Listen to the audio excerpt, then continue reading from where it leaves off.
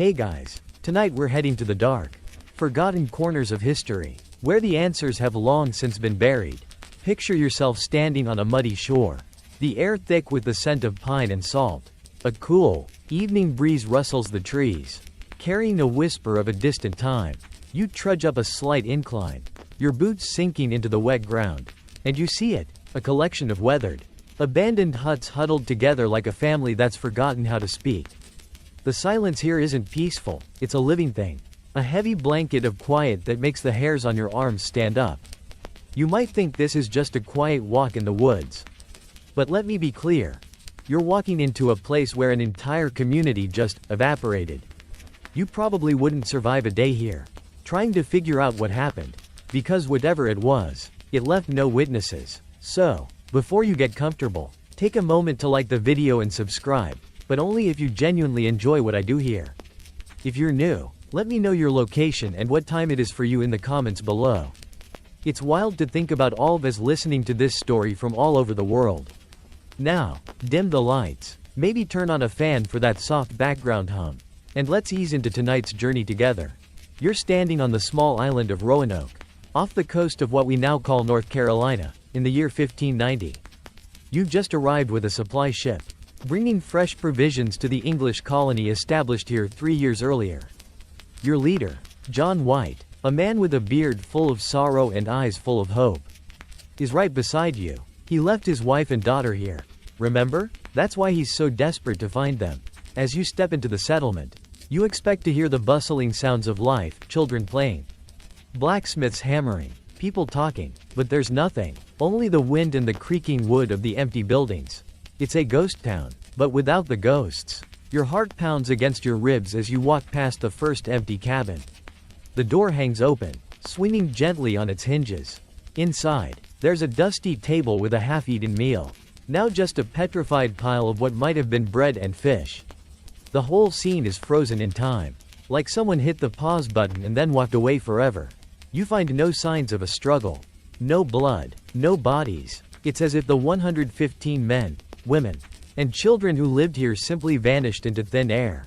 Historians still argue whether they were killed, assimilated, or even if they ever existed in this exact spot.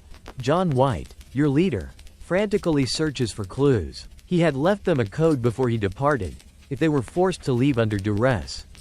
They were to carve a Maltese cross into a tree. You and White stumble upon a post near the entrance of the palisade, the protective fence around the settlement. There, carved into the wood, are the letters Crow, a second clue, carved onto a tree deeper in the woods. Reads Croatoan. This is it. This is all you have.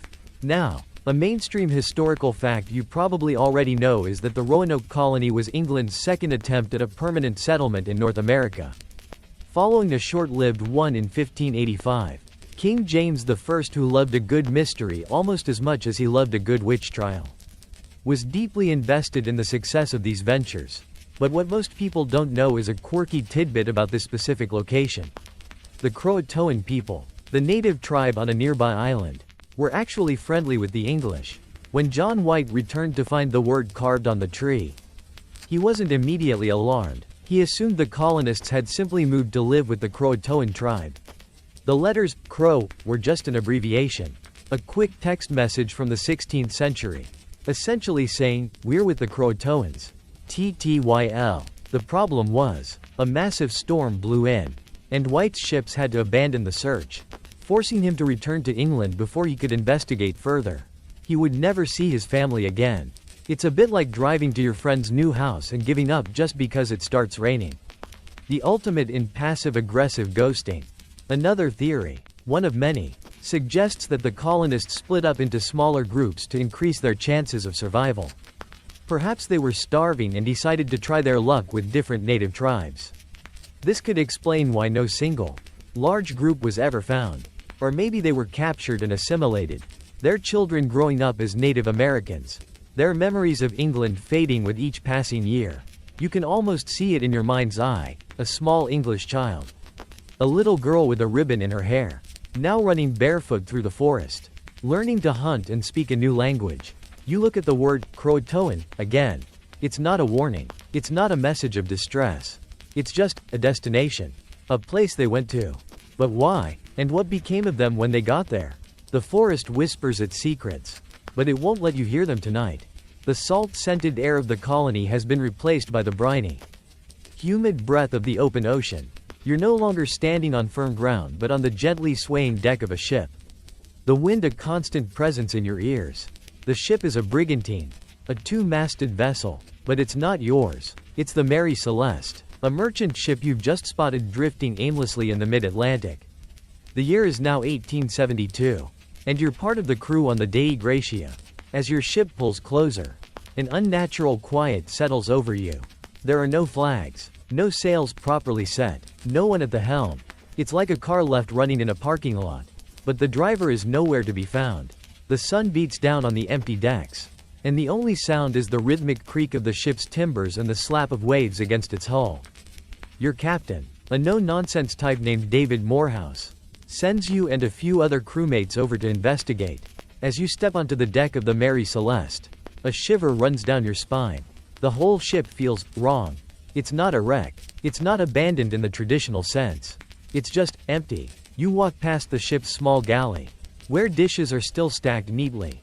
A pot of what was probably breakfast sitting on the stove, cold and congealed. In the captain's cabin, you find a sewing machine with a half-finished dress on it. As if someone just stood up in the middle of a stitch and walked away. There's no sign of a struggle. No blood. No chaos. Just a pristine, perfectly preserved ghost. Historians still argue whether the crew was a victim of a mutiny, a strange natural phenomenon, or something else entirely. You head below deck. Flashlight beam cutting through the gloom. The cargo hold is filled with over 1.700 barrels of denatured alcohol, a highly volatile substance. Basically industrial-grade moonshine. A mainstream historical fact is that this cargo was being shipped from New York to Genoa, Italy. Yet, despite the potential for a massive explosion, none of the barrels had burst. In fact, upon later inspection, only 9 of them were found to be empty. It was a ticking time bomb that, for some reason, didn't go off. This is a crucial point, as a common theory is that the crew feared an explosion and abandoned ship. But this doesn't explain why they never returned, or why their lifeboat was never found. It's like leaving your car at the gas station because you're worried it might explode, then never coming back for it. A little dramatic, wouldn't you say? A quirky tidbit that's often overlooked. A single sword was found in the captain's cabin. But it wasn't his. It was a fancy, ceremonial sword belonging to the ship's first mate, Albert Richardson. The strange part is that the sword's sheath was found under his bed. But the sword itself was on a table, its tip broken. What kind of bizarre sword fight breaks out? And then everyone just leaves? Another eerie detail is that the ship's single lifeboat, a small, 7-person launch, was missing. Its painter, the rope that ties it to the ship, was found cleanly cut, not torn. This suggests the crew left in a hurry, but not in a panic. They had time to grab a knife and cut the rope. They just didn't have time to write a note. The ship's logbook, however, was in the captain's cabin, and the last entry was dated 10 days before the Mary Celeste was discovered. The final words were just a routine update on their position, a perfectly normal log entry that gave no hint of any impending drama. It's the most boring cliffhanger in history. You and your fellow crewmates spend a few days sailing the Mary Celeste to Gibraltar. You're hoping to find a clue, any clue at all, but the ship refuses to give up its secrets. You check the ship's chronometer, its sextant, and its compass. All are in perfect working order. The ship's bells and foghorn are all there. Nothing of value has been taken, leading many to rule out piracy. The ship was still seaworthy, and the crew's personal belongings, including pipes and tobacco, were still in their quarters. It was a snapshot of normal life, permanently paused. It's a mystery that has haunted sailors and landlubbers alike for generations. A silent tale of a ship that sailed itself, waiting for a crew that would never return. You can almost hear the phantom echoes of their footsteps on the deck, the laughter of a child, the call of the watchman, all carried away on a wind that never quite reaches your ears. The salty air of the ocean is gone, replaced by cold, thin air that burns your lungs with every breath. You're no longer on a boat, but on the frozen, wind-swept slopes of a Russian mountain range, the Urals. It's February 1959, and you're part of a search party, trudging through knee-deep snow. The only sound is the crunch of your boots and the whistle of the unforgiving wind.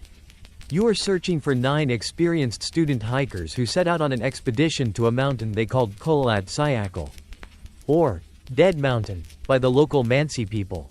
You can feel the intense cold seeping through your layers of clothing. A constant, nagging discomfort that reminds you just how inhospitable this place is. This isn't a gentle night walk, this is a survival test. And you're not entirely sure you're passing. You finally arrive at the last known location of the hiker's campsite. It's a scene of utter chaos. A jumble of tents and equipment half buried in the snow. But it's not just the disarray that makes your blood run cold. It's the way the main tent was found. It was sliced open from the inside. A wide gash that suggests the hikers were desperate to get out in a hurry. You find footprints in the snow. A single file of 8 or 9 sets of barefoot, socked, and single-shoed tracks, leading away from the tent and down the mountain slope. No one in their right mind would leave the warmth and protection of a tent in the middle of a blizzard, dressed only in their underwear, unless something terrifyingly urgent forced them to. It's like hearing a fire alarm and jumping out the window instead of using the door. It makes no sense. As you and your team follow the tracks, you find the first 2 bodies, Yuri Doroshenko and Yuri Krivonishenko, lying next to a small fire they had tried to build. They are only in their underwear, their hands and feet a ghastly purple from frostbite. A mainstream historical fact is that the group's initial disappearance wasn't considered a big deal at first. Soviet authorities, being Soviet authorities, just assumed they got lost in a blizzard. It was only after a few weeks, when their families pressured the government, that the full-scale search operation was launched.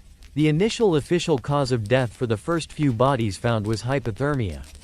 Seems open and shut, right? Not so fast. A quirky tidbit that complicates this picture: a few of the bodies, when they were later found, showed signs of strange, internal injuries. One woman, Lidmila Dubanina, was found with her tongue and eyes missing.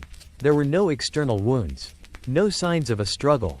It's as if her soft tissues had been neatly, surgically removed. The male hikers had severe skull and chest fractures, but again, with no external bruising. The forensic examiner at the time said it was as if they had been hit by a car, which is an odd way to die on a remote, snow-covered mountain with no roads.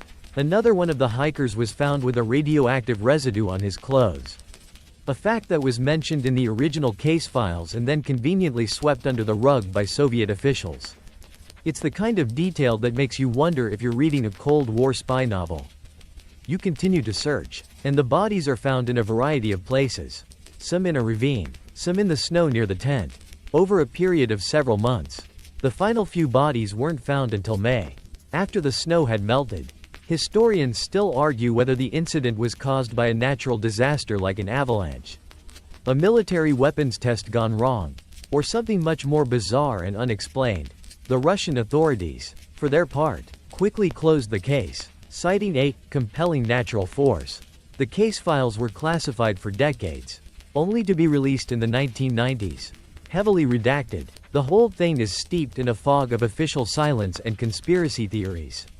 As you stand there on the mountain, the wind howling around you, you can't help but look up at the dark, looming peaks and wonder what kind of force, natural or otherwise, could cause such a panicked, inexplicable flight. It's a mystery that is as cold and unforgiving as the mountain itself. The bone-chilling cold of the Urals gives way to the gentle warmth of an Australian beach. The year is 1948, and the harsh wind of the mountains is replaced by the soft, salty breeze of the Gulf St. Vincent. You're standing on Somerton Beach, near Adelaide, and the sun is just beginning to set, casting long, peaceful shadows across the sand.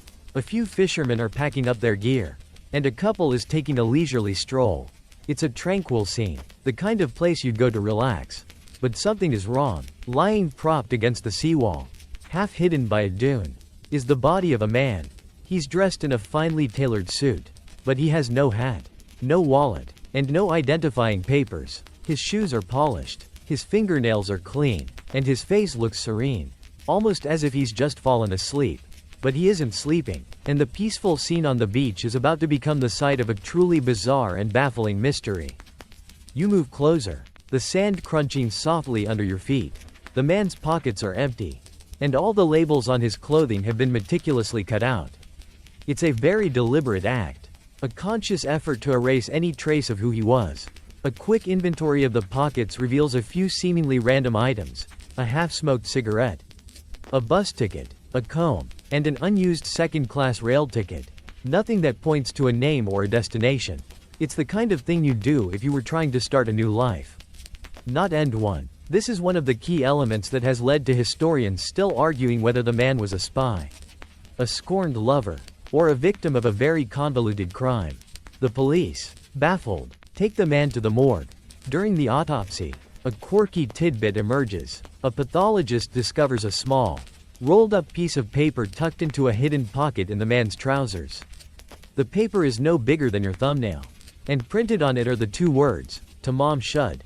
This phrase is in Persian, and it means finished or ended. The phrase, a mainstream historical fact, comes from the final lines of the Rubaiyat of Omar Khayyam, a collection of 11th century poems. This discovery turns the case from a simple unidentified person into a tangled web of literary puzzles and hidden meanings. It's like finding a cryptic note with a single line of poetry on it. And now you have to figure out if it's a suicide note, a code, or just a weird prank. The police put out a call for anyone who knows anything about the phrase. And a few weeks later, a local man comes forward. He has a copy of the Rubaiyat that he found in his unlocked car around the same time the body was discovered. The back cover of the book has a section that is missing, the exact piece of paper with "Tamam shud" on it. And even more bizarre, the book contains two pieces of new evidence. The first is a phone number scrawled on the back page, which leads to a nurse named Jessica Thompson, who lives just a few minutes from the beach. When the police question her, she denies knowing the man but, a little too quickly, grows flustered and insists she has never seen him. The second piece of evidence is a 5-line cipher, or coded message, also scrawled on the back of the book. It's a series of seemingly random letters, a jumble of capital letters that has never been definitively decoded. You look at the coded message and the man's serene face again. Was the man a spy? And was this his final mission? Was the cipher a message to his handlers, or a key to his identity? The nurse, Jessica Thompson, has always been a key figure. She later claimed to have given a copy of the Rubaiyat to a man named Alfred Boxall. But he turned out to be alive and well. Her reluctance to cooperate and her strange, evasive behavior have made her a primary suspect in many theories. But her involvement has never been proven. The mystery of the Somerton Man, as he came to be known, remains a dark and perplexing secret of Australian history. The man's fingerprints were never matched. His identity was never confirmed. And his purpose on that quiet beach remains a mystery. You stand on the empty beach, the last light of the day fading, and you can almost hear the faint rustle of the sea breeze whispering the man's secret. A secret that, like the words on that tiny piece of paper, is now truly finished. The warm Australian beach fades, and you're standing in the cold, wet streets of a West Virginia city on Christmas Eve, 1945. The sweet, salty air has been replaced by the acrid smell of smoke and burnt wood. You're looking at a small, 2-story house, or what's left of it. It's been reduced to a smoldering heap of rubble, the charred skeleton of a home. A small crowd has gathered, their faces lit by the glow of the dying embers, a mix of horror and sympathy in their eyes. The Sodder family, the owners of the house, are standing there, huddled together, their faces streaked with soot and tears. Their home is gone, and 5 of their children, ages 5 to 14, are missing. The fire started just after midnight, a chaotic, terrifying blaze that engulfed the house in a matter of minutes. You can almost feel the heat radiating from the ruins, even now, and you can hear the faint, echoing screams of the parents. You're walking through the rubble with the fire chief and the distraught father, George Sodder. They're both confused and heartbroken. The Sodder family was a large one, a mainstream historical fact, with 10 children in total. 9 were home that night, but only 4 managed to escape the blaze with their parents. The parents and 4 children were sleeping downstairs, while the 5 older children were asleep in the upstairs bedrooms. The fire started downstairs, near the home's fuse box, and quickly spread, cutting off the children's escape route. This is where the story gets bizarre. George Sodder, in a frantic attempt to save his children. Tried to run upstairs, but the flames were too intense. He ran outside to get a ladder, but it was missing from its usual spot. He then tried to get his truck, a coal truck that had just been serviced, to drive it up to the house and get the children from the second-story window. But the engine wouldn't start. It was a brand new truck, and it had never given him a moment of trouble. It's like a horror movie where all the escape routes are suddenly, inexplicably, blocked. The fire eventually consumed the entire house. And by morning, the Sodders' home was a pile of ash. The fire chief, a man named F.J. Morris, had a quick look and, a bit too quickly, declared that the 5 children had perished in the blaze. He said the fire was so hot that it had completely cremated their bodies, leaving no trace. This is where a quirky tidbit comes in. A few days later, a funeral director in the neighboring town came forward and said that even in the most intense house fires, some bones or remains are always left behind. He pointed out that the children's teeth, which are known to be incredibly durable, should have survived. It was the kind of logical observation that made people start to question the official story. Historians still argue whether the fire was an accident, an arson, or something much more sinister. Over the next few weeks, the family began to suspect foul play. There were a number of strange incidents leading up to the fire. A man had tried to sell George Sodder life insurance and, when he refused, had ominously said, "Your house is going up in smoke, and your children are going to be destroyed." A few weeks later, a stranger had asked the children if they were afraid of fire, which is a bit of a weird question to ask a random group of kids. And then there were the sightings. People reported seeing the children in a car, driven by a man in a black car. In the hours after the fire, George Sodder, a hard-working, no-nonsense immigrant, believed his children had been kidnapped, not killed. He launched a full-scale investigation of his own, putting up billboards with pictures of his 5 children, begging for information. One of the pictures, a small, black and white image of 5 smiling children, looks out at you from a tattered poster tacked to a nearby telephone pole. The mystery deepened over the years. The Sodder family received letters, phone calls, and pictures of people who looked like their children. One photo, sent to them in 1968, was of a young man with a note on the back that read, "I love brother Frankie, you little boys, a 90,132.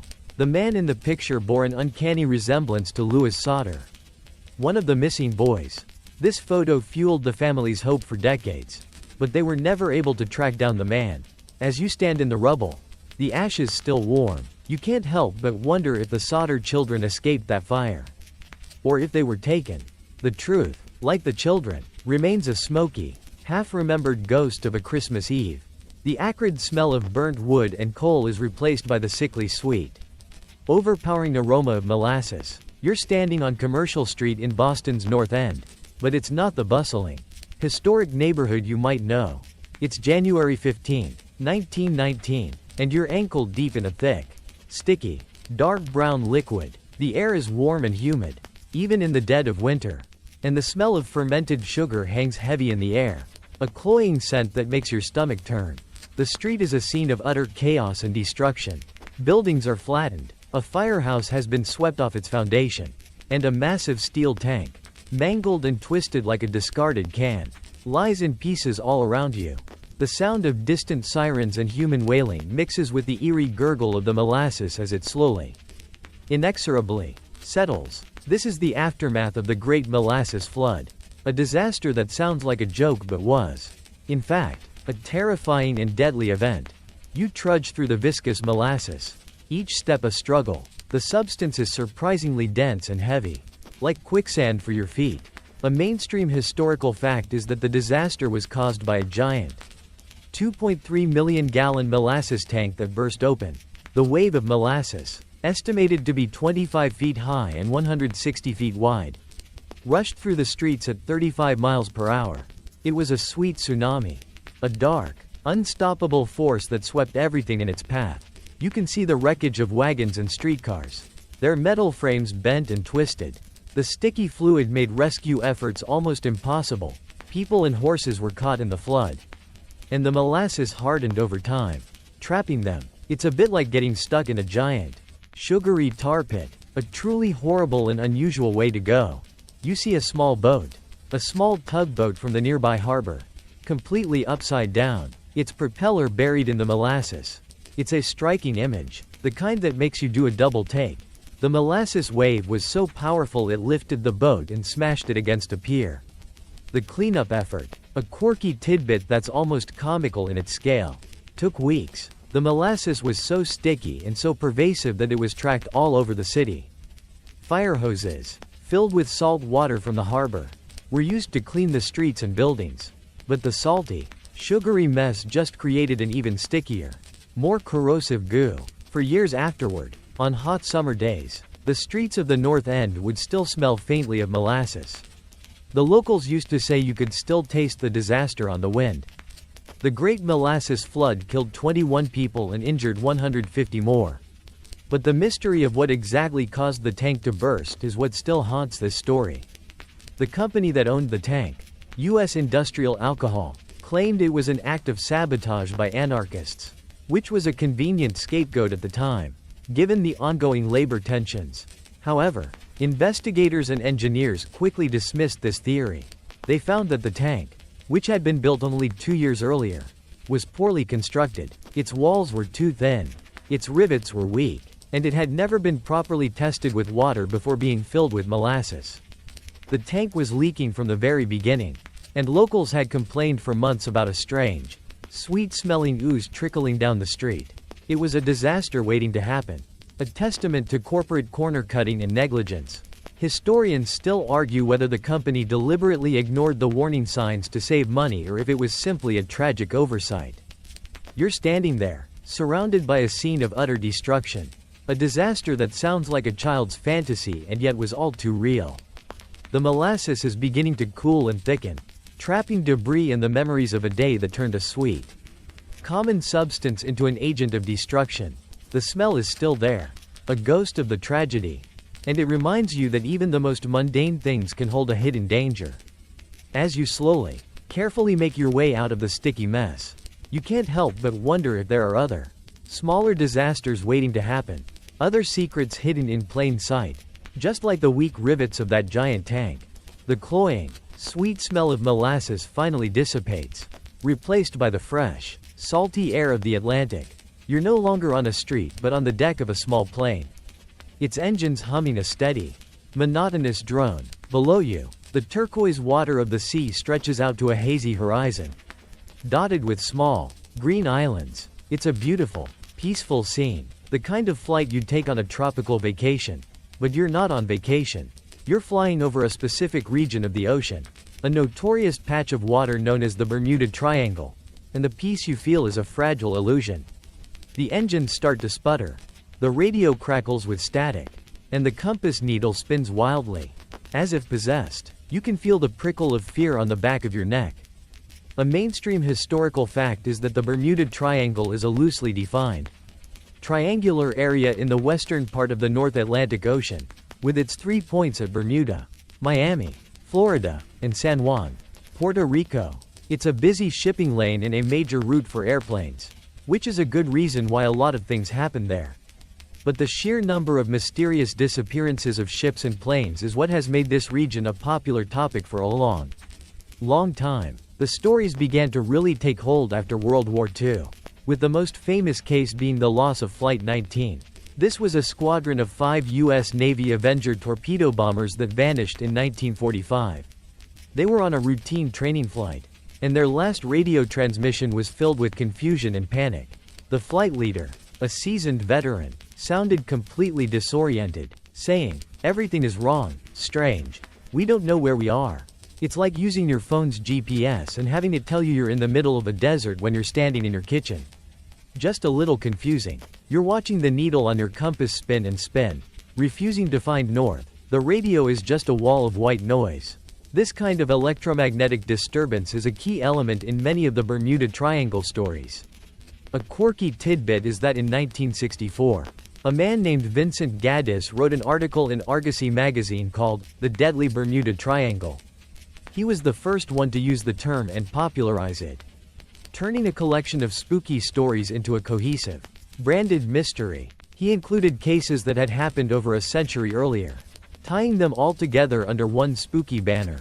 It's a great piece of marketing, if you think about it. It's also one of the reasons historians still argue whether the Bermuda Triangle is a real phenomenon or just a classic case of selective storytelling and confirmation bias. Your plane is now struggling, losing altitude. Below you, the water looks calm and innocent. But you know that's a lie.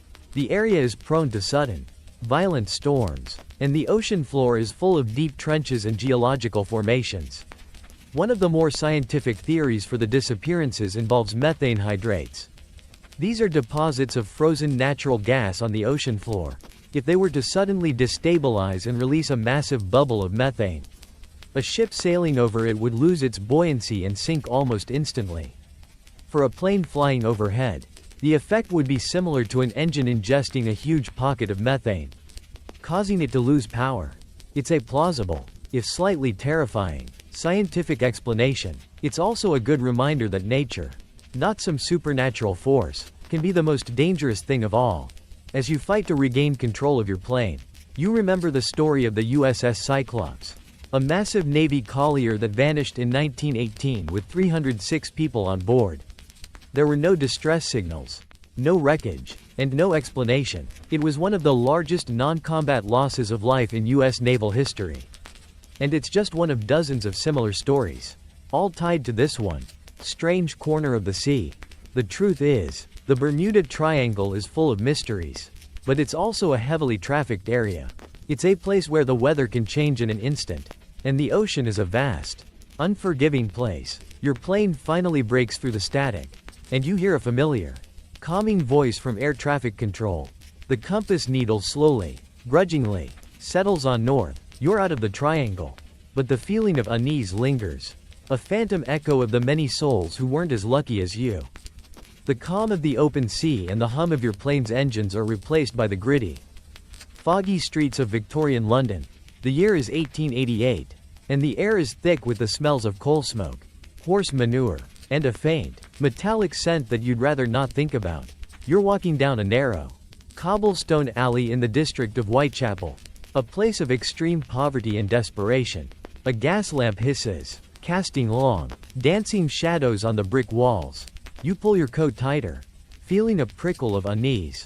You're here because this is the hunting ground of a name that still sends a shiver down your spine: Jack the Ripper. The murders started just a few weeks ago, and the city is in a state of panic. Every creak and every shadow feels like a threat. You're reading a newspaper, the headline screaming about the latest murder, that of Catherine Eddowes. This is a mainstream historical fact, that the Ripper's victims were all women who worked the streets, and their deaths were brutal and shockingly intimate. The killer, in most cases, removed organs with what was described as surgical precision. It's the kind of detail that has led many to believe the killer had some medical knowledge. Maybe a doctor or a butcher. The police at the time were completely baffled. They had no modern forensics, no way to trace a suspect, and a city of millions where a person could disappear in an instant. The streets you're walking on are a maze of dark alleys and back courts, perfect for a killer to strike and then melt away into the fog. As you look at the newspaper, a quirky tidbit catches your eye. In the weeks and months after the murders began, the police, newspapers, and even private citizens received hundreds of letters, all claiming to be from the killer. Most were hoaxes, but a few have stood the test of time as potentially genuine. One, known as the "From Hell" letter, was sent to a community leader and included a small box with a preserved human kidney inside. The writer claimed to have fried and eaten the other half. It's a grisly, horrifying detail that has fueled the legend for over a century. Historians still argue whether any of the letters were authentic or if they were all the work of pranksters and journalists looking to sell papers. The "From Hell" letter, in particular, is a source of intense debate. You turn a corner and see a police constable on the beat. A tall, imposing figure with a large helmet and a serious expression. The police, for all their effort, were completely outmatched. The lack of a unified police force, combined with the chaotic nature of the city, made it impossible to track the killer. The official count of the Ripper's victims, a core part of the lore, is 5, known as the canonical 5. However, there were a few other murders in the area around the same time. and some historians believe the Ripper may have been responsible for more, while others argue he may have only been responsible for a handful. The lack of clear evidence means that no one has ever been able to say for sure how many people he killed. You're standing near the very spot where one of the murders took place, and the air feels cold and heavy. Over the years, countless suspects have been put forward, from a member of the royal family to a Polish barber, a Russian doctor, and even the artist Walter Sickert. The problem is, there's no DNA, no fingerprints, and no definitive evidence linking any one person to the crimes.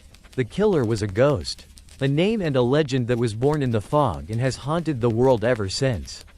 You can feel the weight of history pressing down on you as you walk away from the darkness, the sound of your own footsteps echoing a little too loudly in the night.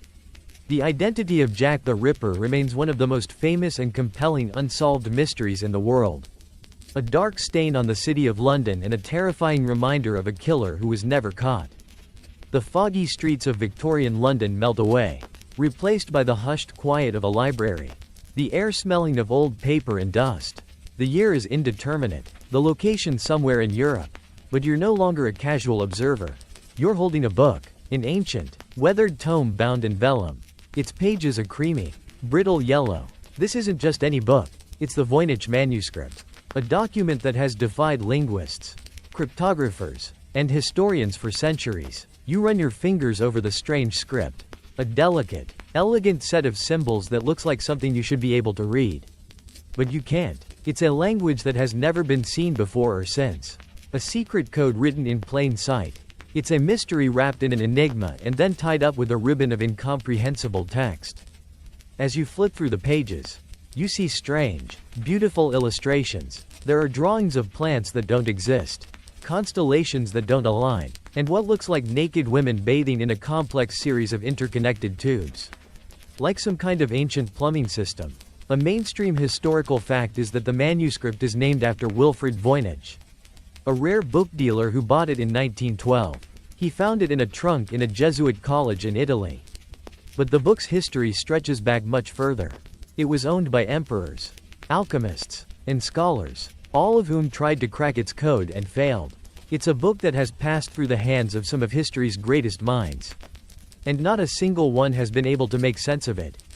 The script itself is a quirky tidbit. It's written in a flowing, confident hand, and it follows some of the rules of natural language. The words have a predictable structure, and some letters appear more often than others, just like in English or any other language. But here's the kicker. There's no punctuation. There are no clear paragraph breaks.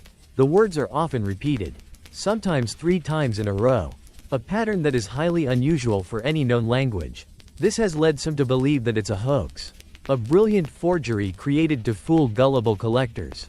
But the sheer length and complexity of the manuscript, over 240 pages, makes this theory difficult to swallow.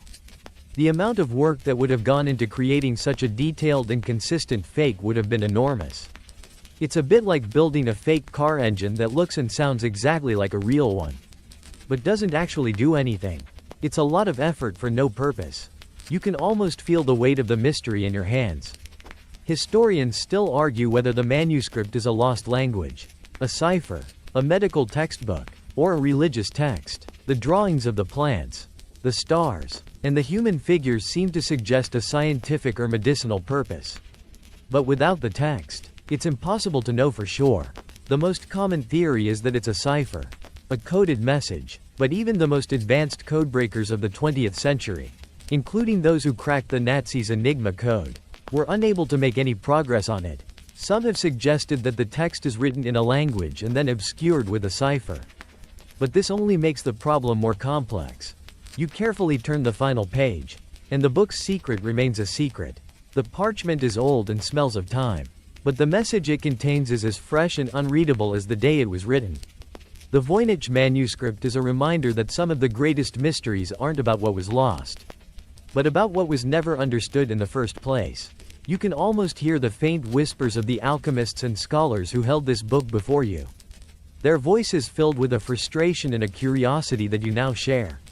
The book closes with a soft thump, and the secret, whatever it may be, is locked away once again, waiting for a mind clever enough to unlock it. The dry scent of old paper and the mystery of the Voynich manuscript are left behind, replaced by the sterile, recycled air of a Boeing 727. You're no longer holding a book but sitting in a passenger seat. The year now 1971. The plane is flying high above the Pacific Northwest, and you're surrounded by the hushed tones of a normal flight. But this isn't a normal flight. Not really. This is the flight of a man named D.B. Cooper. You're sitting in the seat next to him, and he just handed a note to the flight attendant. The note is short, to the point. I have a bomb in my briefcase. I want $200 in cash and 4 parachutes. The man, dressed in a dark suit, a clean white shirt, and a black tie, is calm, collected, and completely in control. He's the most polite hijacker in history. A mainstream historical fact is that the hijacking of Flight 305, as it was known, was a completely unprecedented event. No one had ever hijacked a plane and then successfully demanded a ransom and parachutes.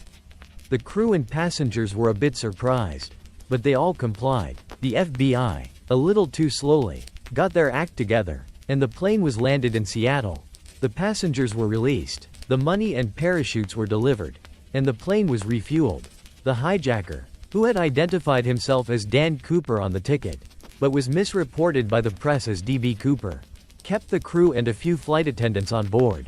He then gave the pilots a new flight plan: fly low, at an altitude of no more than 10.000 feet, and slowly, toward Mexico City. As the plane takes off, you can see the hijacker's plan beginning to unfold. He's not panicking, in fact. He seems to know exactly what he's doing. A quirky tidbit is that he refused to use the emergency exit that the crew suggested. He insisted on using the rear air stair, the stairs that descend from the back of the plane. This was a crucial decision, as it allowed him to jump from the plane without the crew knowing exactly when he did it. The crew and the pilots, acting under his orders, were locked in the cockpit, unable to see what was happening behind them. It's a level of planning that suggests a great deal of forethought. And it's a detail that has led many to believe he was an experienced skydiver or someone with a military background. Historians still argue whether his plan was a brilliant escape or a desperate, ill-fated gambit. The plane is now flying over a remote, forested area of Washington state. You can hear the hijacker's calm voice giving directions to the crew. He tells them to fly at a certain speed and to keep the cabin unpressurized. He's preparing to jump. The FBI and military planes are tracking the 727. But they have no idea what's about to happen. At some point between Seattle and Reno, over a dense forest, the hijacker lowers the rear stairs. He wraps the parachutes around himself and the money and, with a final wave, jumps out into the night. It's the kind of brazen, almost unbelievable act that would be a punchline if it hadn't actually happened. The plane lands, and the FBI is stunned. The man, the money, and the parachutes are gone. Over the years, the FBI launched one of the most exhaustive manhunts in American history. They interviewed thousands of people, examined countless pieces of evidence, and followed every single lead. The search area was huge, and the terrain was unforgiving. They never found the man. They never found the money. The only major breakthrough came in 1980, when a small boy found a decaying packet of the ransom money, around $5,800, buried on a riverbank. The money was confirmed to be part of the ransom, and it gave the investigation a new lease on life. But it didn't lead to the hijacker. D.B. Cooper's fate remains a mystery, a legend that has captured the American imagination for decades. He was a thief, a genius, a myth, and a man who, with a briefcase and a black tie, disappeared into the night. The sterile air of the airplane and the legend of D.B. Cooper are gone, replaced by the chaotic, sun-drenched streets of San Francisco. The year is now the late 1960s, and the air is thick with the scent of rebellion, incense, and a low-grade fear that's been simmering for months. You're holding a newspaper, and on the front page is a strange symbol, a circle with a cross through it. A target-like design. This is the calling card of the Zodiac Killer, a name that strikes terror into the hearts of everyone in the city. The killer has been taunting the police and the press, leaving a trail of coded messages and chilling letters. You can feel the tension in the air, a constant state of alert that makes every stranger on the street a potential suspect. The Zodiac Killer, a mainstream historical fact, is believed to have killed at least 5 people and wounded 2 others in the San Francisco Bay Area in 1968 and 1969. But the killer claimed to have murdered as many as 37 people. The victims were often young couples in isolated areas, and the attacks were brutal and sudden. But what sets the Zodiac Killer apart is not just the murders, but the media circus that followed. The killer actively engaged with the public, sending letters to newspapers, including the San Francisco Chronicle, the San Francisco Examiner, and the Vallejo Times-Herald. The letters were a mix of taunts, threats, and cryptic details about the murders. It's a bit like a twisted game of hide and seek, where the killer is constantly moving and the police are always a step behind. The real mystery, and the source of so much fascination, lies in the ciphers. A quirky tidbit about the Zodiac is that he sent 4 coded messages to the newspapers, and only one of them has ever been definitively solved. The first one, a complex 408-symbol cipher, was cracked by a high school teacher and his wife, a couple who just happened to be good at puzzles. The message, when decoded, was a chilling, rambling confession that started with the words, "I like killing people because it is so much fun." The other 3 ciphers, however, have remained a secret for over 50 years. The most famous one, the 340-symbol cipher, was finally solved in 2020 by a team of codebreakers using modern computer technology.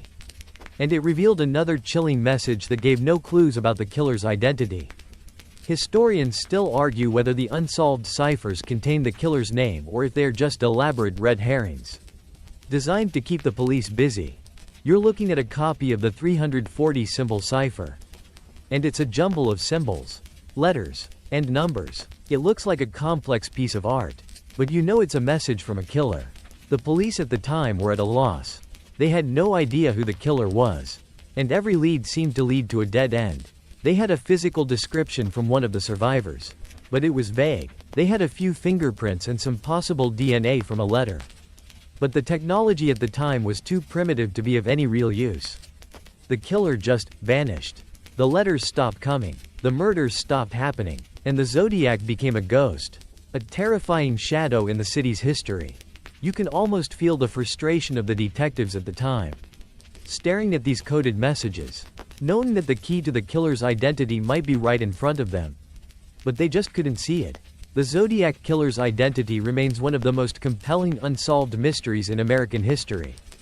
Over the years, countless people have been accused, from a local schoolteacher to a suspect with a very similar voice. But no one has ever been definitively proven to be the killer. As you walk through the streets of San Francisco, you can't help but look at the faces of the people passing you by and wonder if one of them holds the terrible secret of the man who terrorized the Bay Area.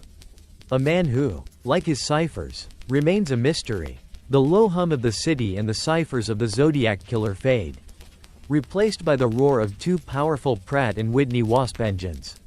You're no longer on a street but in the cramped cockpit of a Lockheed Model 10 Electra, a twin-engine monoplane. It's 1937, and you're flying over the vast, empty expanse of the Pacific Ocean. The sun beats down on the corrugated metal wings, and the only company you have is the brilliant, fearless woman next to you, Amelia Earhart. She is a pioneer, a celebrity, and a living legend. And you are on the final, most dangerous leg of her circumnavigational flight. The air is warm and smells of salt and oil, and you can feel the rhythmic vibration of the plane, a constant reminder that you are a tiny speck of metal and humanity in a boundless ocean of blue. A mainstream historical fact is that Amelia Earhart was the first female aviator to fly solo across the Atlantic Ocean, a feat that made her a global icon. Her final flight, a circumnavigational attempt, was meant to be her crowning achievement. She and her navigator, Fred Noonan, were on the last leg of their journey, a 2.556-mile flight from Lae, New Guinea, to a tiny, remote island in the Pacific called Howland Island. The island was so small it was a navigational nightmare, a needle in a haystack of water. To make it even more difficult, they were flying with an unproven navigation system and were relying on a U.S. Coast Guard cutter, the Itasca, to guide them to the island with a radio beacon. It's the kind of high-stakes, low-tech gamble that you only read about in history books. As you fly, you can hear the faint, crackling radio transmissions. The signals from the Itasca are coming in and out, A frustrating, intermittent conversation. Amelia is calm, her voice a little tired but still determined. She reports that she's running low on fuel, but she believes she's on course. Then, at around 7:42 a.m. local time, you hear her final transmission. A frantic, desperate call. Her voice is now laced with panic. She says, "We are on the line 157,337. We will repeat this message. We will repeat this on 6210 kilocycles. We are running north and south." And then, silence. Her plane, her navigator, and her legendary spirit just vanished. Historians still argue whether she crashed and sank, landed on a deserted island, or was captured by the Japanese. A theory that was popular during the war. A quirky tidbit that's often overlooked in the story is that the Coast Guard cutter on Howland Island had been trying to contact Amelia for hours. But their radio transmissions were not being received by her. The signals were likely out of sync. It's a tragic, almost comical, detail that suggests a simple communication error, not some great conspiracy, may have been the cause of her disappearance. It's a bit like trying to call someone on a landline in 2025. It just doesn't work anymore. The Itasca and other ships and planes launched a massive search and rescue operation, one of the most extensive in history. But they found nothing. No debris, no wreckage, no trace of the plane or its occupants. You're flying over the Pacific, and the vastness of it all feels overwhelming. Amelia and Fred are out there somewhere. A ghost in the machine. A signal that was lost.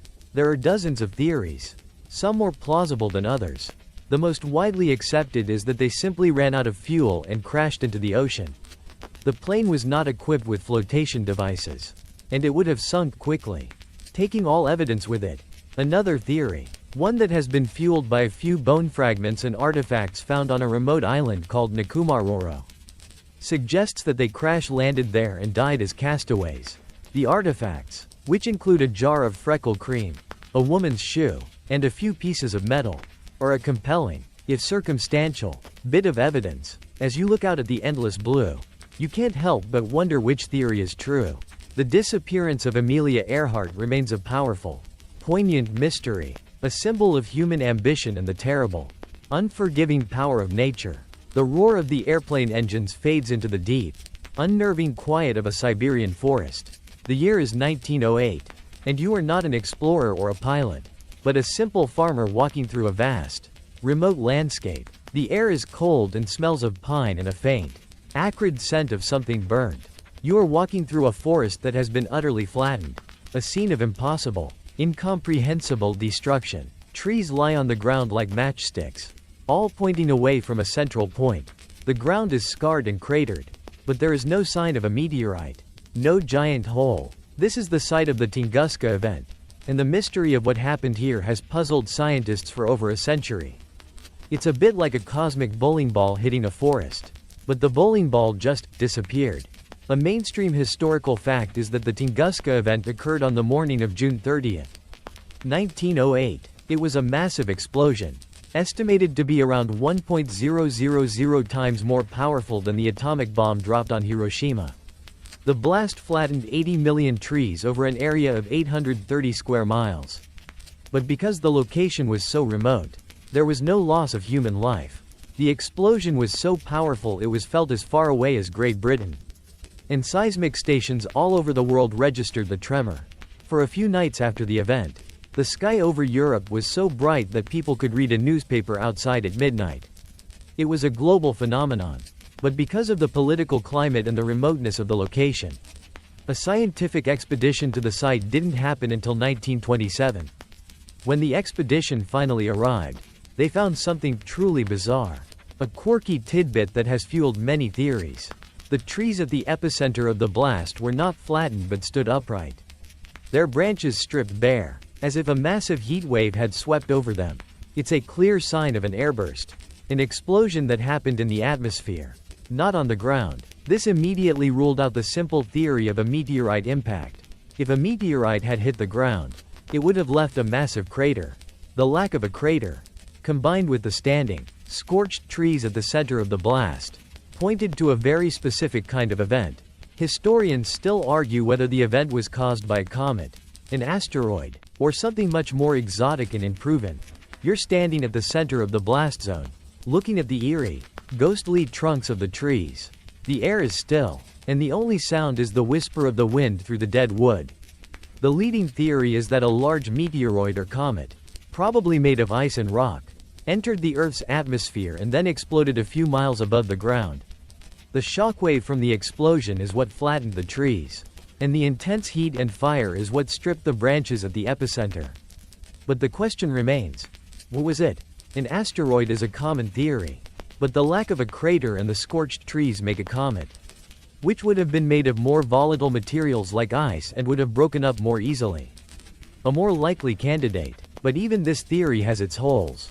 No debris, no pieces of a comet or asteroid, have ever been found. Another, more fringe theory suggests that the Tunguska event was caused by a mini black hole, or even an alien spacecraft exploding in the atmosphere. While these theories are fun to think about, they don't hold up to scientific scrutiny. The simplest explanation, a cosmic airburst, seems the most plausible, but the lack of physical evidence, the complete absence of any debris, is what keeps the mystery alive. You look up at the sky, the sun a pale, distant orb, and you can't help but wonder if a similar event could happen again. The Tunguska event is a powerful reminder that our planet is a small, vulnerable place in a vast, unpredictable universe, and some of the greatest mysteries are not of our own making, but of the cosmos itself. The ghostly silence of the Siberian forest and the mystery of the Tunguska event are gone, replaced by a low, persistent hum that seems to emanate from everywhere and nowhere at once. You're no longer in a remote, historical setting but in a modern city, a quiet, peaceful neighborhood in Taos, New Mexico. The year is now the 1990s, but the sound has been heard for decades. It's a sound that you can't quite pinpoint. A low, rumbling drone that is just at the edge of your hearing. A constant, nagging presence that makes your teeth ache and the hairs on your arms stand up. This is the Taos hum, and you are one of the thousands of people around the world who have heard it. A mainstream historical fact is that the Taos hum is a phenomenon of a very specific kind. It's an unexplained sound, a persistent, low-frequency hum that is heard by only a small portion of the population. Usually around 2% of the people in a given area. The hum has been reported in many places around the world, from Bristol, England, to Auckland, New Zealand, but the one in Taos, New Mexico, is the most famous, and the one that has been most extensively studied. People who hear it describe it as a low-frequency drone, a rumbling sound, like a diesel engine idling in the distance, or a generator humming constantly. It's a sound that can drive people crazy. A constant, intrusive presence that seems to have no origin. As you stand on a quiet street in Taos, you can hear it, a low, throbbing vibration that you can feel as much as hear. You ask a few people walking by if they hear it, and they look at you with a blank expression, a bit like you've just asked them if they can see the color of the wind. This is a quirky tidbit about the Taos hum. It's a subjective experience. Only a fraction of the population can hear it, and the rest are completely oblivious to it. This has led to a lot of frustration and doubt from those who hear it, as they are often dismissed as being crazy or just imagining things. It's a bit like a dog whistle for a very small portion of the human population. This has led to a major question that historians and scientists still argue about. Is the hum a physical phenomenon or a psychological one? Scientists, intrigued by the reports, have launched multiple investigations into the Taos hum. They have used sophisticated sound monitoring equipment, but they have never been able to definitively pinpoint the source of the sound. The hum is not a consistent frequency, it changes. It comes and goes, and it's not always present in the same location. They have looked at everything from natural geological phenomena, like seismic activity, to industrial sources, like power plants or military bases. They've even considered the possibility that it's a mass delusion, a kind of collective hysteria. But the physical symptoms that people report, headaches, nausea, dizziness, make this theory less likely. The sound, whatever it is having a very real effect on people. You're standing there, listening to the hum, and you can't help but feel a sense of unease. The sound is a constant, nagging presence, a reminder that there are things in the world that we don't understand. Things that are hidden in plain sight. Some people have theories that it's a form of government mind control. A secret military experiment, or even a low-frequency vibration from the Earth itself. While these theories are captivating, the truth is probably much more mundane. But we just don't have the technology to figure it out yet. The Taos hum remains a fascinating and deeply unsettling mystery. A sound that has haunted a small group of people for decades. A low, persistent reminder that the world is a strange and beautiful place, full of secrets we have yet to uncover. The low, persistent hum of Taos fades, replaced by the opulent, echoing silence of a palace. You're no longer in the modern world, but in the year 1709, and you're standing in the Winter Palace in St. Petersburg, Russia. The air is cold, and the sound of your footsteps on the polished floor is the only thing you can hear. You're looking at something breathtakingly beautiful, a room that seems to be glowing from within. The walls are not made of plaster or stone, but of amber, a beautiful, golden-hued gemstone that has been carved and arranged into intricate, delicate patterns. This is the Amber Room, and its beauty is so profound it seems to defy description. It is a masterpiece of art and craftsmanship, a gift from the King of Prussia to Peter the Great, and it is a place that you will remember for the rest of your life. A mainstream historical fact is that the Amber Room was not just a room, but a series of panels, mosaics, and friezes, all made of amber, gold leaf, and mirrors. It was a complete work of art. A room that was disassembled and moved from Prussia to Russia as a gesture of peace and alliance. For centuries, it was the pride of the Russian czars, a symbol of their wealth and power. It was later moved to the Catherine Palace near St. Petersburg, where it remained for decades, a tourist attraction and a source of national pride. But its journey was far from over. Historians still argue whether the room was destroyed in the chaos of war or if it was meticulously hidden away by someone who knew its true value. You're standing in the room, looking at the amber glowing in the dim light. The scent of pine resin and old wood is thick in the air, a ghost of the trees that produced the amber millennia ago. A quirky tidbit about the room is that it was not just a beautiful piece of art, but a living, breathing thing. The amber panels would shift and change color depending on the light, and the gold leaf would catch the sun in a way that made the entire room seem to shimmer. It was a room that was meant to be experienced, not just looked at. In the early days of World War II, when the Nazi forces were approaching St. Petersburg, the Russian curators, in a desperate attempt to save the room, tried to hide it. They wrapped it in gauze and cotton, but they were unable to move it in time. The Nazi forces, as they did with so many other works of art, stole the Amber Room. They disassembled it, packed it into crates, and shipped it to Königsberg Castle in what is now Kaliningrad, Russia. It was there, in the castle, that the room was reassembled and put on display for a short period of time. But then, as the war turned and the Soviet army advanced, the Amber Room disappeared again. The castle was bombed and destroyed, and the room was never seen again. This is where the mystery begins. Did the amber panels, so delicate and beautiful, burn in the fire? Or did someone, a person or a group of people, manage to smuggle them out before the castle was destroyed? You can almost feel the weight of history in the air, a tension that comes from a priceless work of art being lost in the chaos of war. Over the years, countless people have searched for the Amber Room, from art historians to treasure hunters. There have been dozens of theories about its location. Some say it's at the bottom of the Baltic Sea, in a shipwreck. Others believe it's buried in a secret bunker somewhere in Germany. Still others believe it was simply destroyed, that the beautiful amber and gold were reduced to dust and ash. The fate of the Amber Room remains one of the greatest unsolved mysteries of the 20th century. A tangible piece of history that vanished into the fog of war. As you stand in the empty palace, you can almost hear the phantom glow of the amber. A beautiful memory of a room that, for now, exists only in your imagination. The stories have all come to an end, the questions hanging in the air like dust motes in a shaft of moonlight. We've walked through ancient, silent settlements and stood on the decks of ghost ships. We've felt the cold on a Russian mountain and the warmth of a sweet-smelling disaster. We've chased after brilliant hijackers and been haunted by anonymous killers. Each mystery is a door left ajar, a question without a period, a whisper on the wind. The world is full of these quiet puzzles, and the comforting truth is, we may never solve them all, and that's okay. Some things are meant to be left to the imagination, to the soft, gentle hum of a fan in a dark room. The questions we have tonight don't need answers. They just need to be held. Like smooth stones in your hand.